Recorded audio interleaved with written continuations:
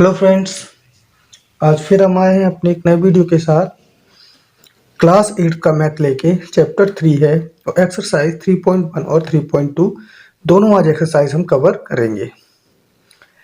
इसके पहले वाले वीडियो में हमने पढ़ा था इंट्रोडक्शन पार्ट, अंडरस्टैंडिंग क्वाड्रेटल्स है तो क्वाड्रेटल के बारे में पढ़ा था और उनकी प्रॉपर्टीज पढ़ी थी हमने। क्वाड्रेटल की कितने टाइप के होते हैं और उनकी सारी प्रॉपर्टीज को हमने स्टडी किया। अब हम एक्सरसाइज पे आते हैं। चैप्टर 3 है, क्लास 8 का मैथ है, चैप्टर 3 है, एक्सरसाइज 3.1 है और 3.2 भी साथ में हम स्टडी करेंगे और चैप्टर का नाम है अंडरस्टैंडिंग क्वाड्रेटल्स। तो चलते हैं पहले क्वेश्चन पर। फर्स्ट क्वेश्चन दिया है गिव हेयर सम फिगर। यहाँ पे कुछ फिगर दिए हैं, classify each of them on the basis of the follow. अब इनको क्लासीफाई करना है, देखना है। जैसे हमारा पहला है क्वेश्चन, पहले वाला ये फिगर दिया हुआ है। अब इसमें पहले पूछ रहा है सिंपल कर्व। तो हम यहाँ पे देखते हैं कि कोई भी लाइन एक दूसरे पे ओवरलैप नहीं करेगी। चाहे हम यहाँ से पॉइंट ले लें तो यहाँ से भी हम इसे बना सकते हैं। एक कोई पॉइंट ले लें और हम इसे पूरा बना देंगे, कोई भी एक दूसरे पर लाइन ओवरलैप नहीं होगी। तो सिंपल कर्व ये हमारा है, सिंपल कर्व। तो ये इस पे टिक लगा देंगे। फिर पूछ रहा है सिंपल क्लोज कर्व। तो सिंपल तो है ही, अभी ये बंद भी है, पूरा बंद है, कहीं से भी खुला नहीं है, क्लोज है, तो सिंपल क्लोज कर्व भी हो जाएगा। अब आते हैं पॉलीगन। पॉलीगन की कंडीशन क्या होती है? पॉलीगन की कंडीशन होती है कि मेड ऑफ लाइन सेगमेंट। तो ये लाइन सेगमेंट से बना हुआ है ये, तो ये पॉलीगन है। Convex polygon. कॉन्वेक्स पॉलीगन कौन होता है? जिसमें सारे वर्टेक्स अंदर से बने। लेकिन हम यहाँ पे क्या देख रहे हैं कि यहाँ पे एक वर्टेक्स बाहर से भी बनेगी। ये देखो यहाँ से बनेगी, इसके बाहर भी। तो ये कॉन्वेक्स तो होगा नहीं, क्योंकि अगर बाहर एक भी वर्टेक्स बन रही है तो वो कॉनकेव होता है। तो ये कॉनकेव तो है लेकिन कॉन्वेक्स नहीं है। तो पॉलीगन या तो वो कॉन्वेक्स होगा, और कॉन्वेक्स नहीं होगा तो वो क्या होगा? कॉनकेव होगा। अब आते हैं सेकंड वाले पर। सिंपल कर्व हमें दिख रहा है, ये कोई भी लाइन एक दूसरे पर ओवरलैप नहीं हो रही है। हम कहीं पे भी पॉइंट रखेंगे और उसे पूरा बना देंगे बिना पेन को उठाए हुए। सिंपल कर्व है।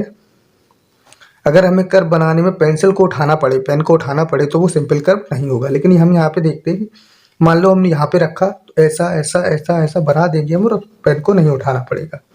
सिंपल कर्व है। अब ये क्लोज है तो सिंपल क्लोज कर्व भी होगा। फिर आते हैं पॉलीगन। तो ये लाइन सेगमेंट से बना हुआ है तो ये पॉलीगन भी होगा।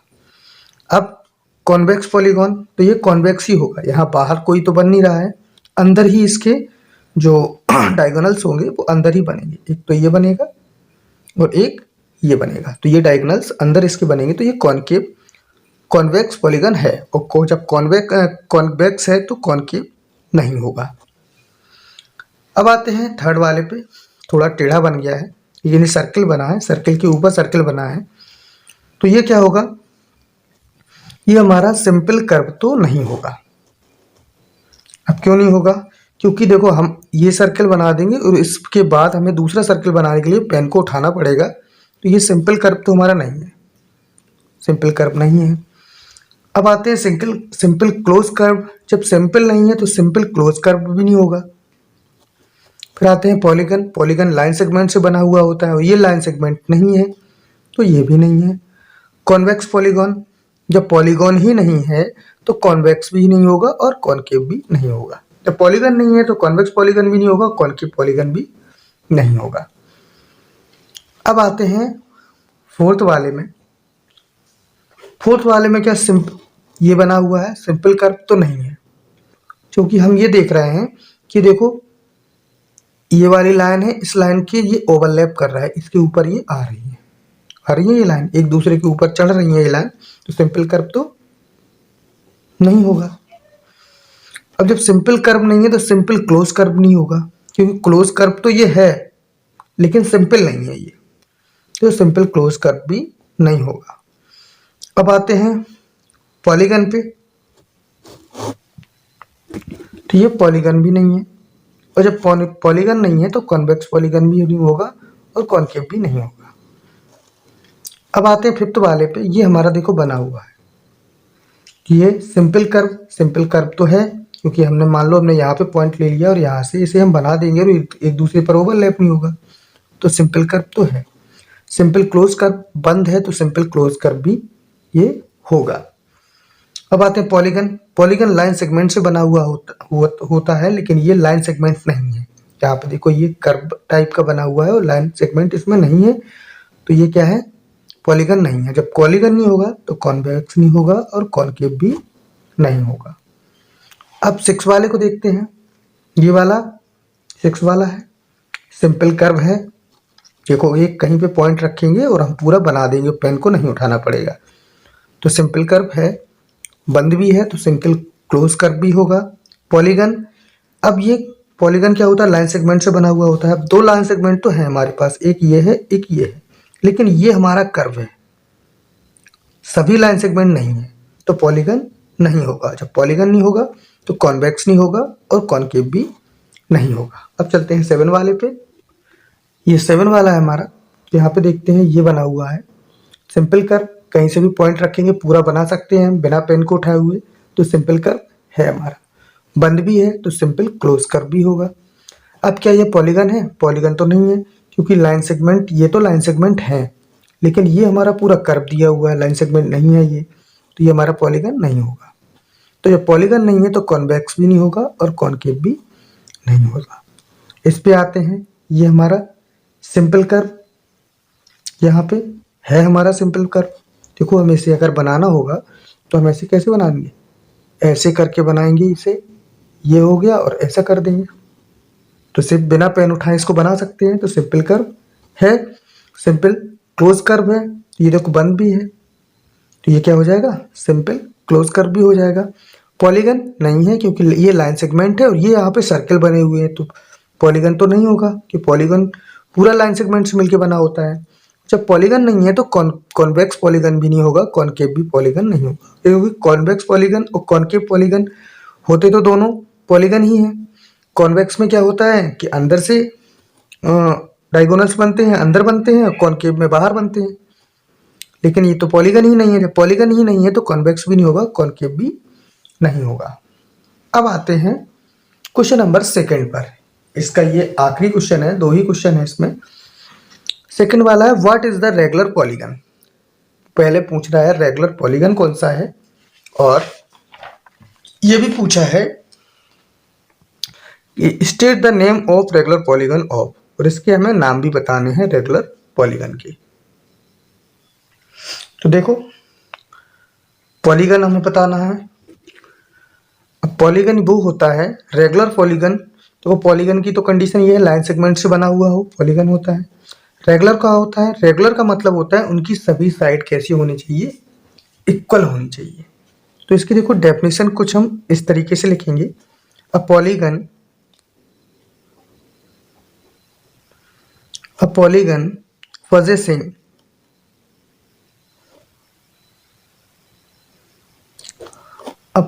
possessing equal side and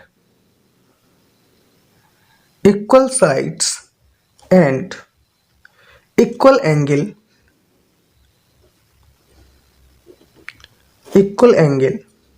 is called regular polygon। मतलब एंगल और साइड सभी कैसी होनी चाहिए, इक्वल होनी चाहिए सभी, तो वो क्या हो जाएगा, रेगुलर पॉलीगन हो जाएगा। अब देखते हैं 3 साइड 4 साइड 6 साइड। 3 साइड से क्या बनता है, तो वो 3 इक्वल साइड अगर होंगी तो हमारा ट्राइंगल बनेगा, और कौन सा बनेगा, इक्वलेटरल ट्राइंगल। तो पहला क्या हो जाएगा, 3 साइड से क्या बनेगा, इक्वलेटरल ट्राइंगल। सेकंड वाला है 4 साइड, ये 4 साइड्स दिया है, 4 साइड्स से क्या बनता है, अगर 4 इक्वल साइड्स होंगी तो हमारा क्या बनेगा, स्क्वायर बनेगा। ये क्या हो जाएगा स्क्वायर बन जाएगा। थर्ड हमारा क्या दिया है, 6 साइड, अगर 6 इक्वल साइड बनाएंगे तो हमारा हेक्सागन बनेगा। 1 2 हमने मान लिया ये सभी साइड कैसी हैं, इक्वल हैं, तो ये हमारा क्या बन जाएगा, हेक्सागन बन जाएगा। या इसको ये भी बोल सकते हैं रेगुलर हेक्सागन। ये क्या बन जाएगा, तो ये हम सेकंड क्वेश्चन भी हमने फिनिश कर लिया है। अब चलते हैं अगले एक्सरसाइज पर, एक्सरसाइज 3.2 पर। एक्सरसाइज 3.2 पढ़ेंगे हम। पहला क्वेश्चन है find the value of x. हमें एक्स की वैल्यू फाइंड करनी है।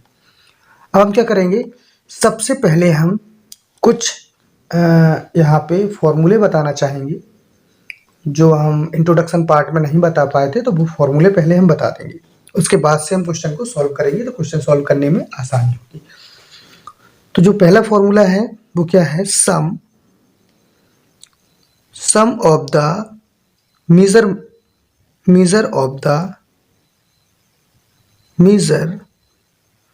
of the exterior angle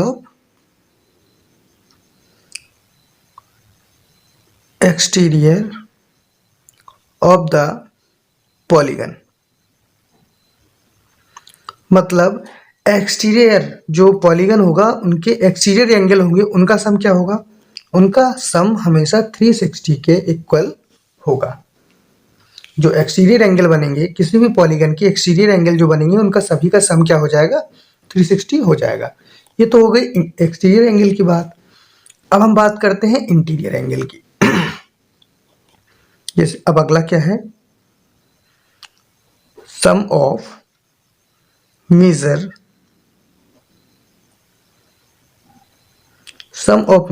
of the interior angle of the interior angle. अब इंटीरियर एंगल का कैसे पता करेंगे, जैसे कि हमारा सबसे छोटा जो पॉलीगन होता है वो क्या होता है, ट्रायंगल होता है, जो 3 लाइन सेगमेंट से बना हुआ होता है। इसमें देखो साइड्स कितनी होती हैं, 1 2 3 साइड्स होती हैं। तो इसका फॉर्मूला क्या बनेगा इंटीरियर एंगल का, इसका वैसे फॉर्मूला ये होता है साइड -2 इंटू 180।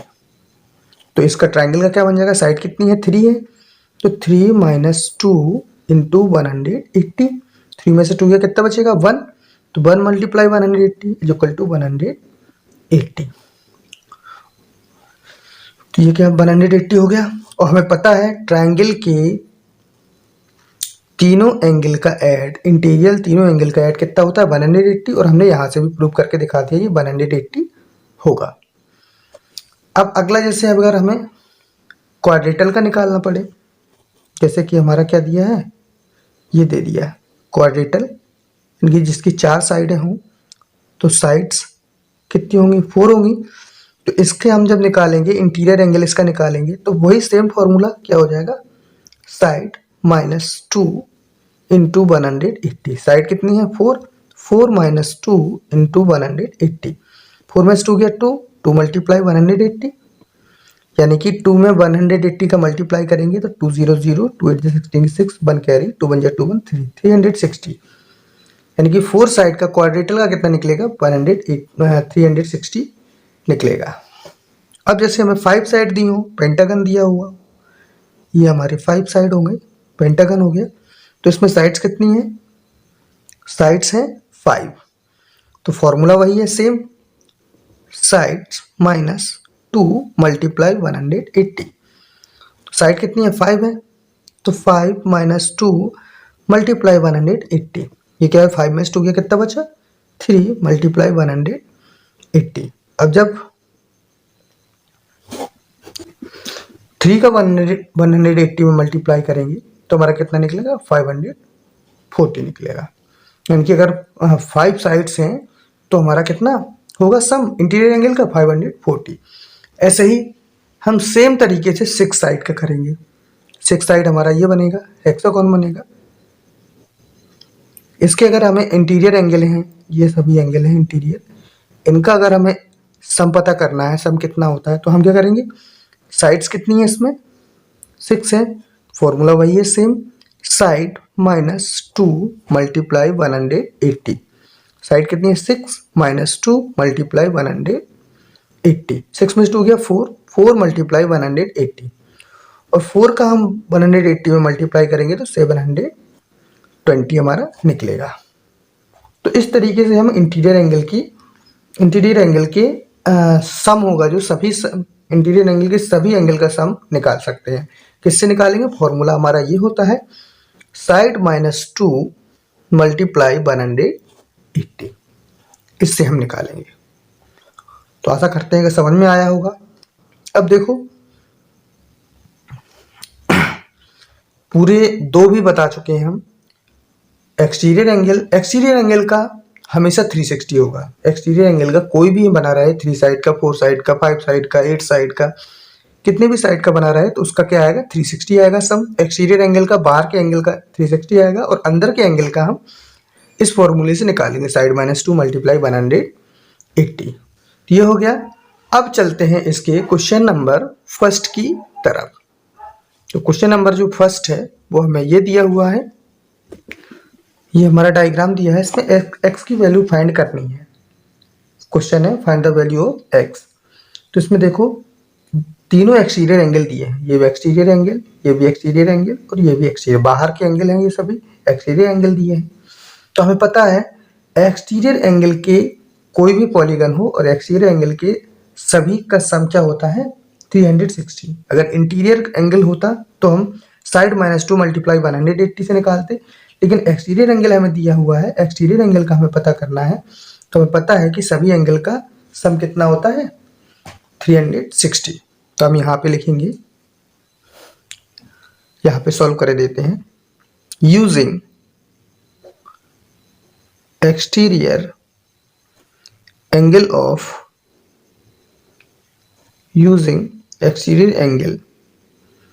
पॉलीगन, या ये भी लिख सकते हैं using property of exterior angle of polygon. ये लिखेंगे क्या होता है? सभी का सम क्या होता है?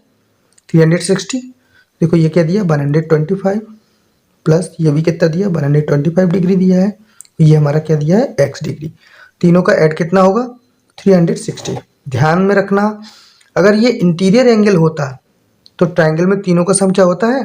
180 होता है, लेकिन हम एक्सटीरियर एंगल देख रहे हैं, एक्सटीरियर एंगल का सम कर रहे हैं तो क्या होगा? 360 के बराबर होगा। और ये हमारे सभी एक्सटीरियर एंगल ही दिए हुए हैं। तो 125 कितना हो जाएगा? 250 plus x is equal to 360।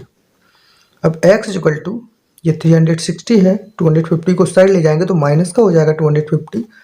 तो 360 में से 250 को सब्ट्रैक्ट करेंगे तो हमारा क्या निकलेगा? 110 डिग्री निकलेगा। यानी कि यहाँ से जो x की वैल्यू निकली वो क्या निकली? 110 डिग्री निकली।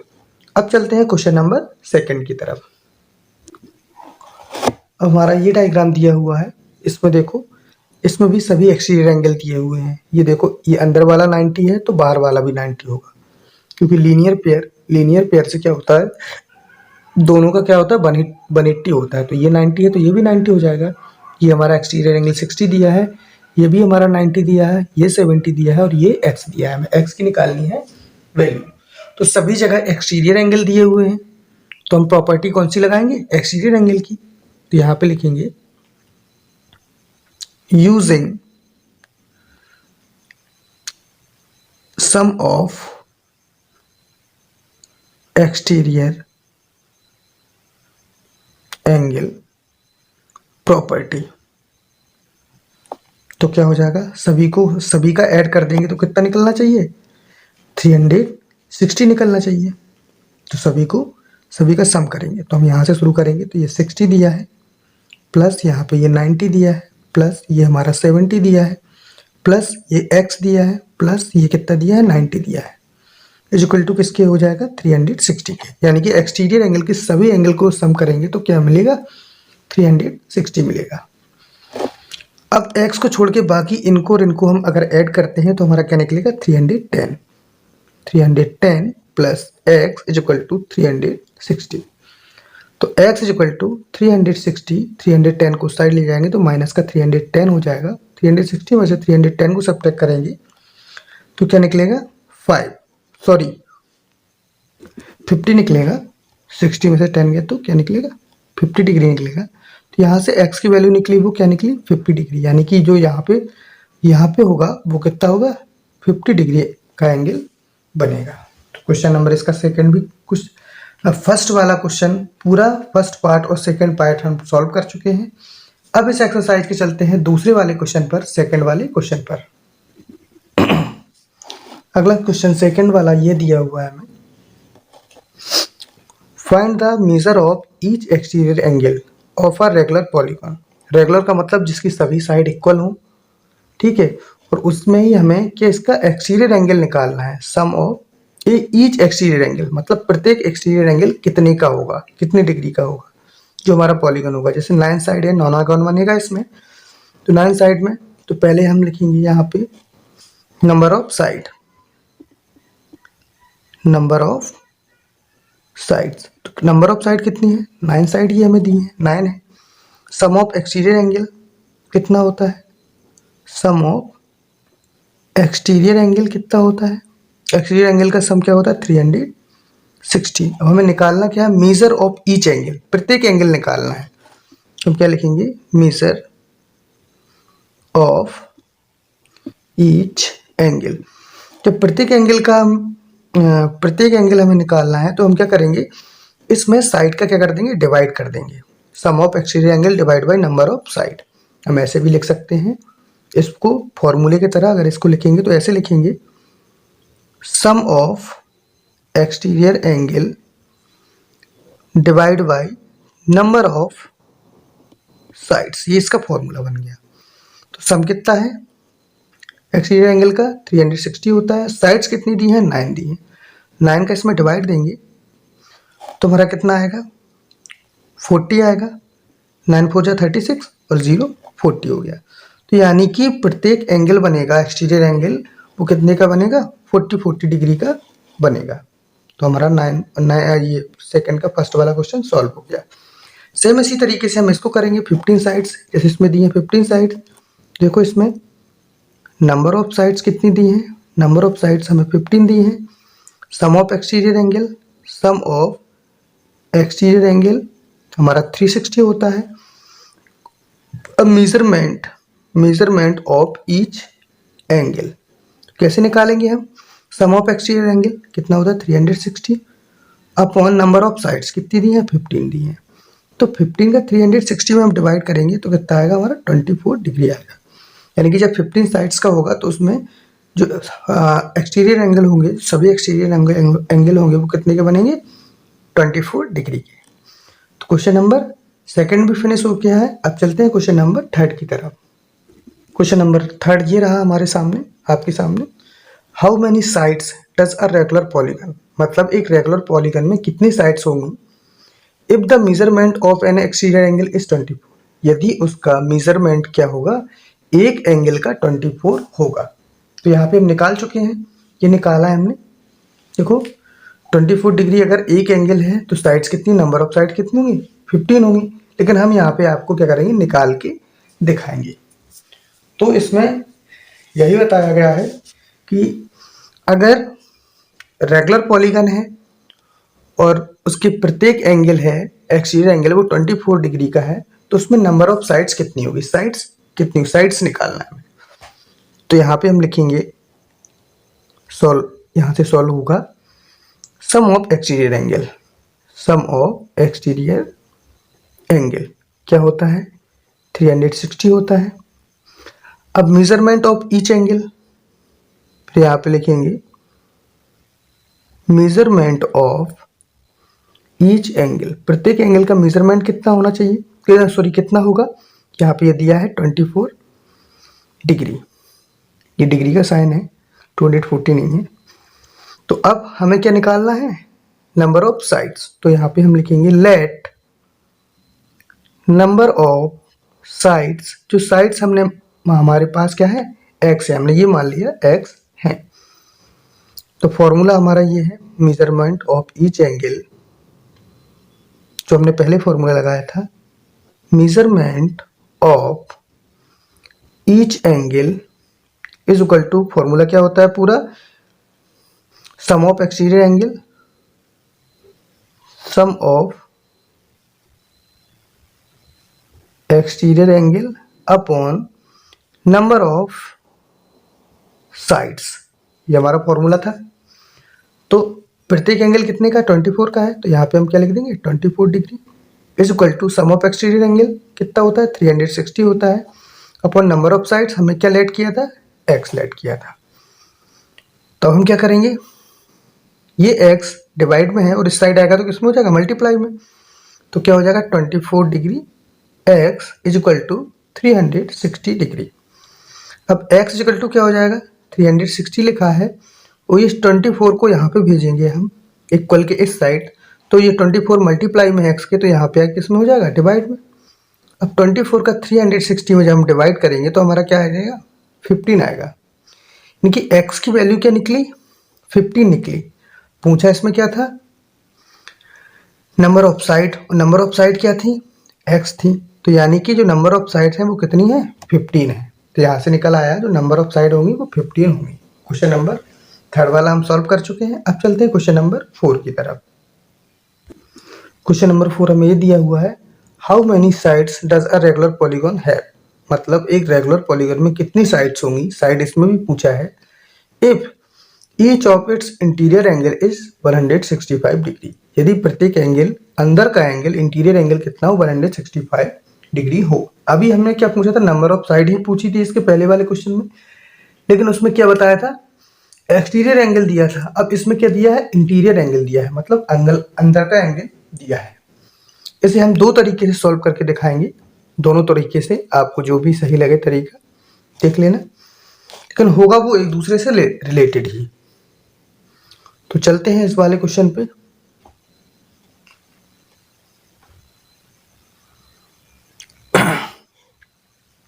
तो पहले देखेंगे इंटीरियर एंगल हमें कितना दिया है, यहाँ पे लिखेंगे फर्स्ट वाले तरीके पे पहले चलते हैं।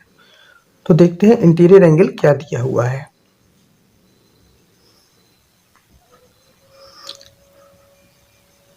इंटीरियर एंगल यहाँ से सॉल्व है हमारा, इंटीरियर एंगल कितना दिया है 165। जब इंटीरियर एंगल 165 है तो हम एक्सटीरियर एंगल यहाँ से निकाल सकते हैं। इंटीरियर एंगल 165 है तो एक्सटीरियर एंगल क्या करेंगे 180 से डिवाइड कर देंगे, सब्ट्रैक्ट कर देंगे, तो हमारा क्या निकल आएगा एक्सटीरियर एंगल। तो हम पहले एक्सटीरियर एंगल इसका निकाल लेते हैं। तो एक्सटीरियर एंगल निकालेंगे, एक्सटीरियर एंगल का फॉर्मूला क्या होता है 180 माइनस इंटीरियर एंगल, तो 180 माइनस 165 हो जाएगा। तो 180 में से 165 को करेंगे सब्ट्रैक्ट, तो क्या आ जाएगा 15 डिग्री निकलेगा, यानी कि जो हमारा एक्सटीरियर एंगल है वो 15 डिग्री निकल आया। तो अब यहाँ पे फिर वही फॉर्मूला जो अभी हम लगा रहे थे, measurement of exterior angle is equal to क्या हो जाएगा सम ऑफ एक्सटीरियर एंगल यानी कि 360 upon number of sides. Number of side हमें पता नहीं है, पता करनी है तो नंबर ऑफ साइड क्या ले लेंगे x ले लेंगे। देखो हमें पता करना है नंबर ऑफ साइड्स, चाहे वो इंटीरियर एंगल से पता करें या एक्सटीरियर एंगल से पता करें। हमें इंटीरियर एंगल ये दिया हुआ था, हमने एक्सटीरियर एंगल निकाल लिया, तो नंबर ऑफ साइड तो वही होंगी, चाहे इंटीरियर एंगल और एक्सटीरियर एंगल तो अलग अलग हो सकते हैं लेकिन साइड थोड़ी अलग होंगी, साइड तो सेम ही होंगी। तो हमने यहाँ से एक्सटीरियर एंगल को निकाल लिया।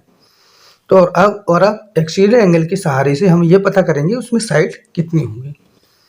देखो मेजरमेंट कितना है एक्सटीरियर एंगल का 15 डिग्री इज इक्वल टू ये क्या हो जाएगा 360 अपॉन एक्स का इसमें क्या करेंगे मल्टीप्लाई, तो 15x इज इक्वल टू 360। यहाँ से अगर x की वैल्यू निकालेंगे तो 360 है, 15 हमारा किस में मल्टीप्लाई में है, यहाँ किस में आ जाएगा डिवाइड में आ जाएगा, तो अपॉन 15 का 360 में डिवाइड करेंगे तो हमारा क्या निकलेगा 24, यानी कि जो नंबर ऑफ साइड्स हैं वो कितनी निकल आए 24। तो एक तो ये तरीका हो गया इसका नंबर ऑफ साइड निकालने का। सेकंड तरीका या फिर यहाँ इस साइड देख लेते हैं, एक ये होगा, ये फर्स्ट तरीका हो गया, पहला हो गया। अब सेकंड हम इंटीरियर एंगल से ही, केवल इंटीरियर एंगल से ही निकाल के दिखाएंगे। ये तो पहले हमने एक्सटीरियर एंगल निकाला फिर निकाल के दिखा दिया। अब देखेंगे हमें इंटीरियर एंगल कितना दिया है 165 डिग्री।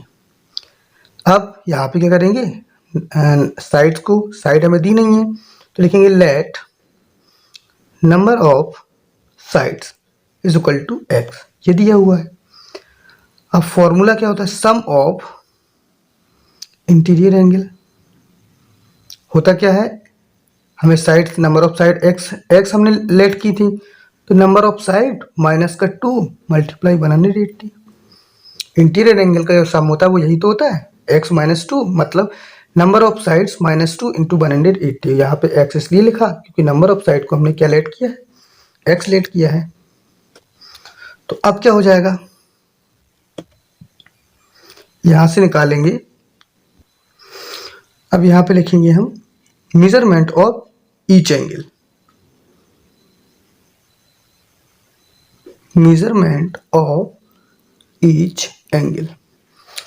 अब प्रत्येक एंगल का मेजरमेंट अगर हमें पता करना है तो हम क्या लिखेंगे, सम ऑफ इंटीरियर एंगल पूरा एक्स माइनस 2 इंटू 180 और अपॉन क्या हो जाएगा, नंबर ऑफ साइड्स। देखो मेजरमेंट यहाँ पे भी निकालते थे तो 360 में उसका डिवाइड करते थे ना नंबर ऑफ साइड्स का। तो ऐसे ये तो हमारा सम ऑफ इंटीरियर एंगल निकला अभी, ओनली ये वाला।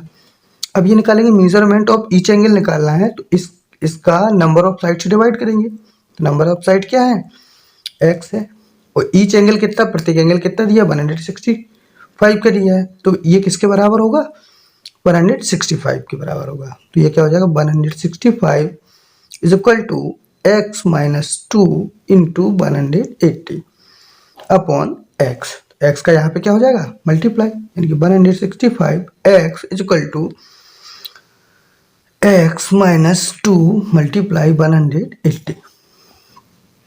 अब हम करते हैं इसका 165x इज इक्वल टू 180 का x में करेंगे तो 180x माइनस 180 का 2 में मल्टीप्लाई करेंगे तो क्या हो जाएगा, 360 हो जाएगा। अब x को इस साइड ले जाओ, बाकी अदर साइड। तो हम क्या करेंगे, यहाँ पे 165x यहाँ पे लाएंगे तो माइनस का 180x इज इक्वल टू यहाँ पे क्या बचेगा, माइनस का 360। अब देखो 180 में से 165 जाएगा तो क्या निकलेगा, 15 बचेगा। तो यहाँ पे 15x किसका बचेगा, माइनस का, क्योंकि माइनस का बड़ा है। यहाँ पे माइनस का 360, माइनस से माइनस कैंसिल और x की वैल्यू निकालेंगे 360, 15 मल्टीप्लाई में, तो 15 किस में हो जाएगा, डिवाइड में। 15 से 360 को डिवाइड करेंगे तो क्या निकलेगा, 24 डिग्री। यहाँ से भी जो x की वैल्यू निकली, नंबर ऑफ साइड निकली, वो कितनी निकली, 24। और यहाँ से भी क्या निकला था, 24। अब आपको जो भी तरीका अच्छा लगे, अगर केवल इंटीरियर एंगल से ही निकालना है तो ऐसे निकालेंगे, अगर पहले हम इंटीरियर एंगल से एक्सटीरियर एंगल निकाल लेंगे फिर हम नंबर ऑफ साइड्स ऐसे निकाल सकते हैं। तो ये हम दोनों तरीके यहाँ पे बता चुके हैं इसके, इस क्वेश्चन के। क्वेश्चन नंबर 4 था ये है। एक बार अगर आप देखना चाहते हैं, स्क्रीनशॉट लेना चाहते हैं, स्क्रीनशॉट भी ले सकते हैं इसका, क्वेश्चन नंबर 4 का। अब चलते हैं क्वेश्चन नंबर 5 की तरफ। क्वेश्चन नंबर 5 ये दिया हुआ हमें। 5 का ए है, दो पार्ट हैं, ए और बी है। कह रहा है is it possible to have a regular polygon with measure of each exterior angle is 22। वो ये पूछ रहा है क्या ये पॉसिबल है एक रेगुलर पॉलीगन में कि उसका एक्सटीरियर एंगल 22 डिग्री का हो। क्या वो एक रेगुलर पॉलीगन हो सकता है जिसका एक्सटीरियर एंगल, प्रत्येक एक्सटीरियर एंगल कितना हो, 22 डिग्री हो। जैसे ऐसे भी बोल सकते हैं, यदि पॉलीगॉन का एक्सटीरियर एंगल है, प्रत्येक एक्सटीरियर एंगल 22 डिग्री का है, तो क्या ये पॉसिबल है। और इससे जुड़ा हुआ ये बी वाला क्वेश्चन है, वो कह रहा है can it be an interior angle of a regular polygon. क्या ये इंटीरियर एंगल हो सकता है। यहाँ इसमें पूछा है एक्सटीरियर एंगल का, अब इसमें पूछा है क्या यही 22 डिग्री है वो इंटीरियर एंगल हो सकता है किसी रेगुलर पॉलीगॉन का, और अगर हो सकता है तो क्यों, ये इसमें पूछा हुआ है। तो हम ए को सॉल्व करेंगे, पहले हम सॉल्व यहाँ से करते हैं। तो देखो सबसे पहले हमें पता है कि एक्सटीरियर एंगल का सम कितना होता है, 360। तो यहाँ पे लिखेंगे sum of exterior angle is equal to 360 है। अब measure of each angle, measure of each angle, प्रत्येक एंगल का मेजरमेंट कितना दिया हुआ है इसमें, 22 डिग्री दिया हुआ है, 22 डिग्री है। नंबर ऑफ साइड हम पता करेंगे, late number of sides, number of side हमें पता नहीं है तो x हमने लेट कर लिया। अब measure of each exterior angle, अब यहाँ पे लिखेंगे हम measure of each exterior angle, short में लिख रहे हैं, ध्यान देना थोड़ा। measure of each exterior angle क्या होता है कि 360 अपॉन नंबर ऑफ साइड, ये हो जाता है।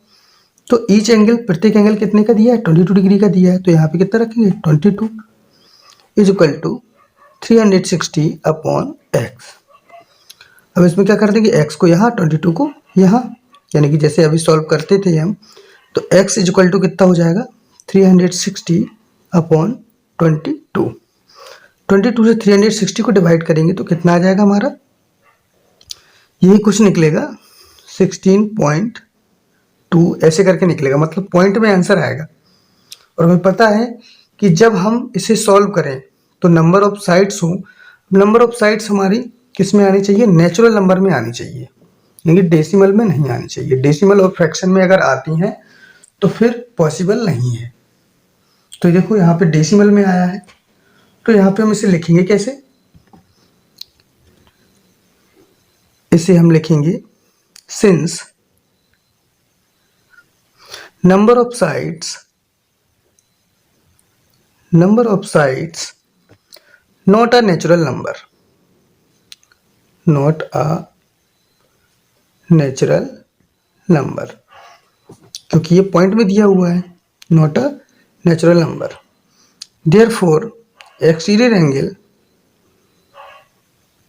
exterior angle of polygon measuring 22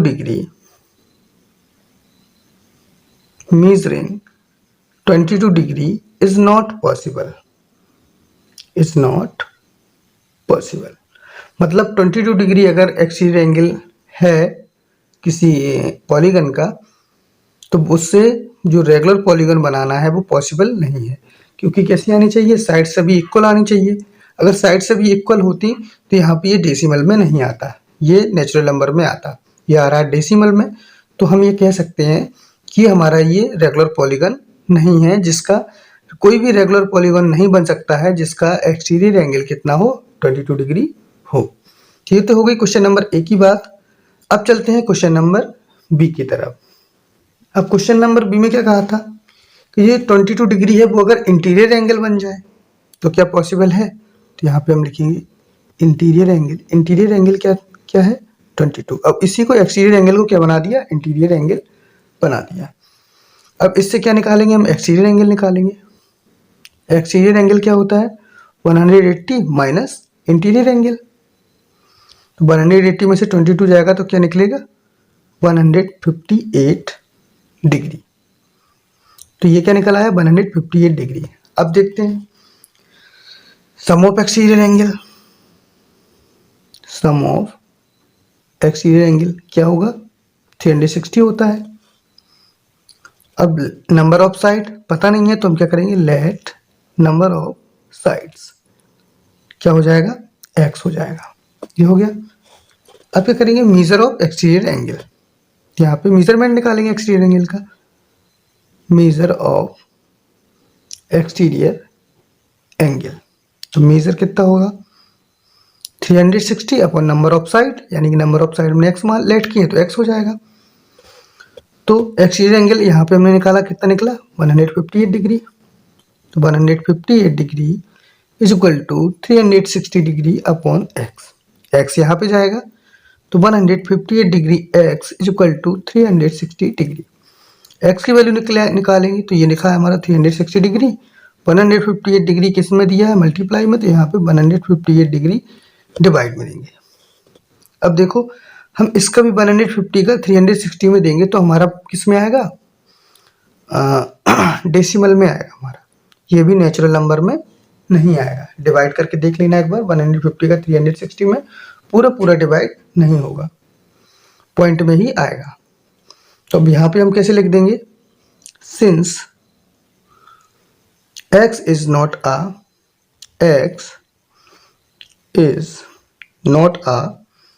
natural number,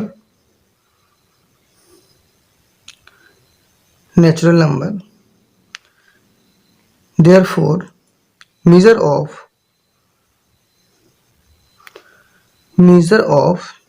interior angle of a regular polygon 22 degree is not possible. तो यहाँ पे भी ये पॉसिबल नहीं है। हमने दोनों तरीके से करके देख लिया, एक्सटीरियर एंगल को भी रख के और इंटीरियर एंगल को भी रख के देख लिया। तो हमारा किस में आ रहा, डेसिमल में आ रहा। और ऐसी क्वेश्चन जब भी आए तो उनमें क्या होना चाहिए, डेसिमल में नहीं होना चाहिए, नेचुरल नंबर होना चाहिए तो वो पॉसिबल है, और नेचुरल नंबर नहीं है तो पॉसिबल नहीं है। तो question number B fifth question का क्वेश्चन नंबर बी भी खत्म हो गया है। अब चलते हैं क्वेश्चन नंबर 6 की तरफ। क्वेश्चन नंबर 6 ये दिया है, what is the minimum interior angle possible for a regular polygon 5। तो पूछ रहा है कि रेगुलर पॉलीगन बनाने के लिए, रेगुलर का मतलब सभी साइड जिसकी इक्वल हो, वो बनाने के लिए जो मिनिमम इंटीरियर एंगल है वो कितना होगा, मतलब अंदर का एंगल, अंदर के जो एंगल होंगे वो प्रत्येक एंगल कितने कितने का होगा। बी पार्ट में क्या दिया है, what is the maximum interior angle possible for a regular polygon, मतलब रेगुलर पॉलीगन की पॉसिबिलिटी के लिए मैक्सिमम इंटीरियर एंगल कितना होगा। इसमें पूछा है मिनिमम मतलब कम से कम कितना होगा, और जिसमें पूछा है ज़्यादा से ज़्यादा कितना होगा। और किसे बनाने के लिए, एक रेगुलर पॉलीगन बनाने के लिए। कुल मिला के क्वेश्चन, पूरे क्वेश्चन दोनों को मिला के, ए और बी को मिला के ये पूछा गया है कि अगर हमें रेगुलर पॉलीगन बनाना है तो सबसे कम एंगल कौन सा होगा और सबसे ज़्यादा एंगल कौन सा होगा। तो हम निकालते हैं, पहले बी वाले पार्ट को पहले हम सॉल्व करते हैं, मैक्सिमम नंबर निकालते हैं। तो यहाँ पे हम लिखें, क्या निकलेंगे, सम ऑफ एक्सटीरियर एंगल कितना होता है, 360 डिग्री होता है। यहाँ पे लिखेंगे measure of each angle, measure of each exterior angle, प्रत्येक एंगल क्या लिखेंगे हम, 360 अपॉन नंबर ऑफ साइड्स, ये दिया है। एक्सटीरियर एंगल क्या होगा, 360 अपॉन नंबर ऑफ साइड्स। तो ये तो हमारा एक्सटीरियर एंगल का हो गया।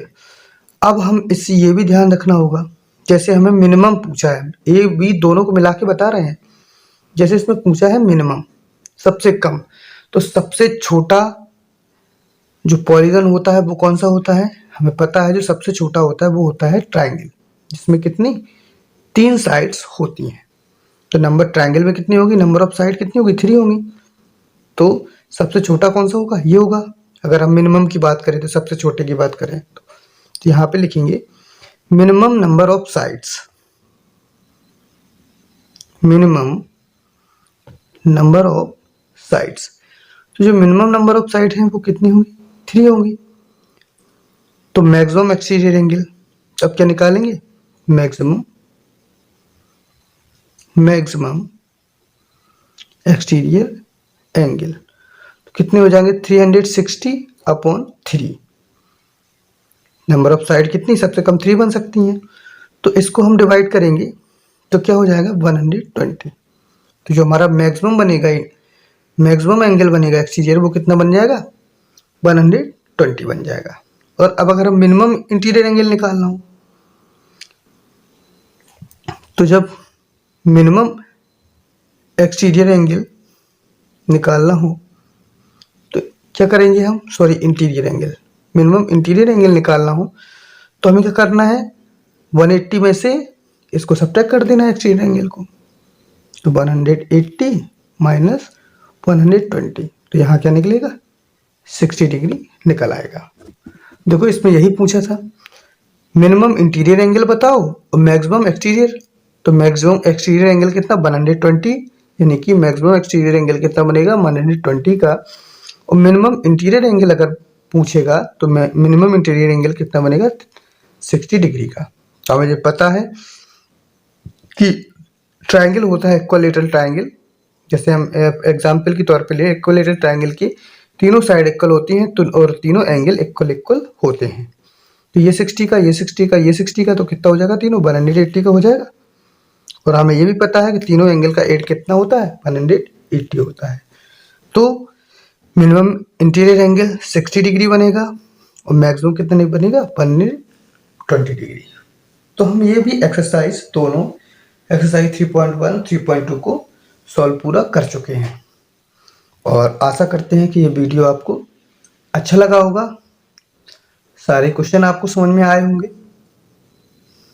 एक एक करके सभी क्वेश्चन आपको हमने समझाए और वीडियो अगर आप ये देख रहे हैं तो लाइक करना ना भूलें। लाइक करें, कमेंट ज़रूर करें और शेयर भी करें और चैनल अगर सब्सक्राइब ना किया तो चैनल भी सब्सक्राइब करें। आगे मिलते हैं आपसे अगले वीडियो में। अगला वीडियो हमारा होगा एक्सरसाइज 3.3 को लेके। ये हम एक्सरसाइज 3.1 3.2 सॉल्व कर लिया है हमने। मिलते हैं आपसे अगले वीडियो में एक्सरसाइज 3.3 के साथ। Thank you so much.